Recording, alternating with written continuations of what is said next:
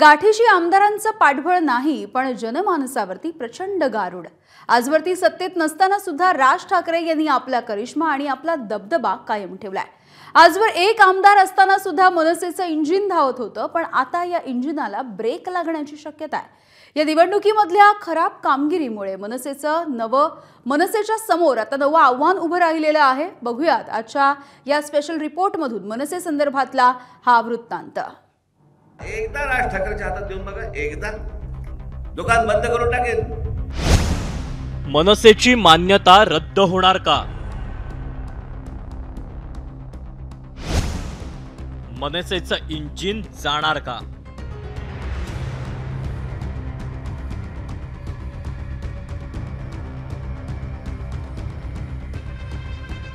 एकदा सत्ता हातात देऊन बघा, महाराष्ट्र सुतासारखा सरळ करेन अशी गर्जना करणाऱ्या राज ठाकरेंच्या महाराष्ट्र नवनिर्माण सेनेचं अस्तित्वच धोक्यात आलंय।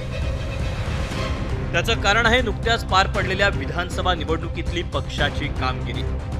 या निवडणुकीत राज ठाकरेंनी आपला एकमेव आमदारही गमावला आणि पक्षाची मान्यता टिकवण्यासाठीची गरजेची असणारी मतही मिळवण्यात अपयशी ठरले।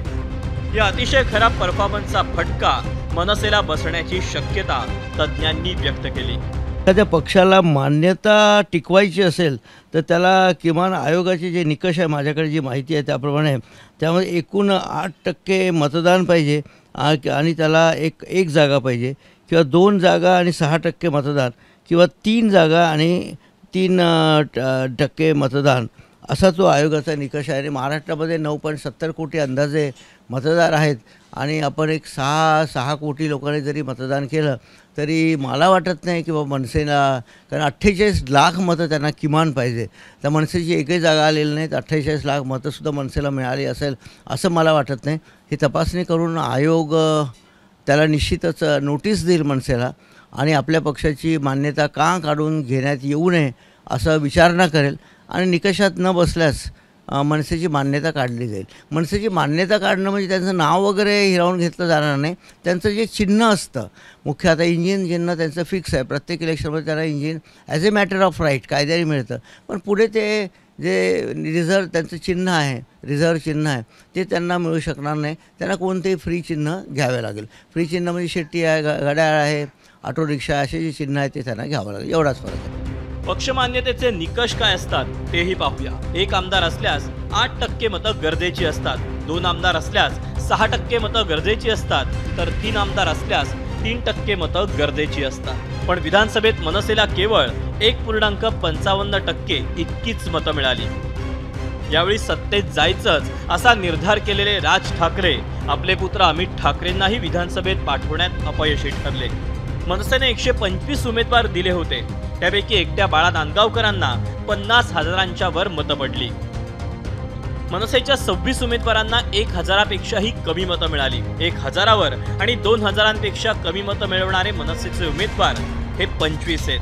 2000वर आणि 3000पेक्षा कमी मतं मिळवणारे उमेदवार आहेत 16, तर 3000 ते 4000च्या दरम्यान मतं मिळवणारे उमेदवार आहेत 5, 4000 ते 5000च्या दरम्यान मतं मिळवणारे उमेदवार आहेत 6, तर 5 ते 10000च्या दरम्यान मतं मिळवणारे उमेदवार आहेत 18, तर 10000 ते 20000च्या दरम्यान मतं मिळवणारे उमेदवार आहेत 15, 20 ते 50,000च्या दरम्यान मतं मिळवणारे उमेदवार हे 13 आहेत आणि 50,000वर मत मिळवणारा केवळ एकच उमेदवार आहे। राज ठाकरेंनी नेहमीप्रमाणे सभांना गर्दी तर खेचली, पण राज ठाकरेंनी दिलेली नवनिर्माणाची हाक मात्र मतदारांच्या मनाला भिडली नसल्याचं दिसतंय।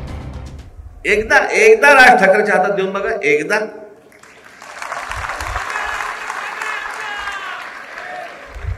नालायक ठरलो तर परत तोंड टाकायला समोर येणार नाही, तुमच्या दुकान बंद करून टाकेल। आज ही सगळी माझी मंडळी, सगळे सहकारी आज महाराष्ट्रावर उभे आहेत। माझा एक महाराष्ट्राबद्दलचा माझं एक स्वप्न आहे, माझी ती तळमळ आहे की महाराष्ट्राचं जे गतवैभव होतं ते महाराष्ट्राला परत मिळवून द्यावं। वाटेल ते फाजील चाळे चालू देणार नाही। मी तुम्हाला सांगतो ना, हे एकदा राज्य जर माझ्या हातामध्ये आलं ना, अख्खं राज्य सुतासारखं सरळ करून ठेवीन मी।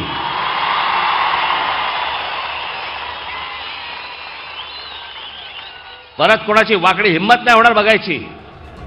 राज ठाकरेंचं यावेळी सत्तेत जाण्याचं स्वप्न तर भंगलंच, पण प्रादेशिक पक्ष म्हणून मान्यता आणि इंजिन हे चिन्हही गमावण्याची वेळ त्यांच्यावर आली आहे। आता या सगळ्यातून राज ठाकरे मनसेला पुन्हा ट्रॅकवर कसं आणणार हे पाहायचं आहे. ब्युरो रिपोर्ट, एबीपी माझा. एबीपी माझा, उघडा डोळे बघा नीट.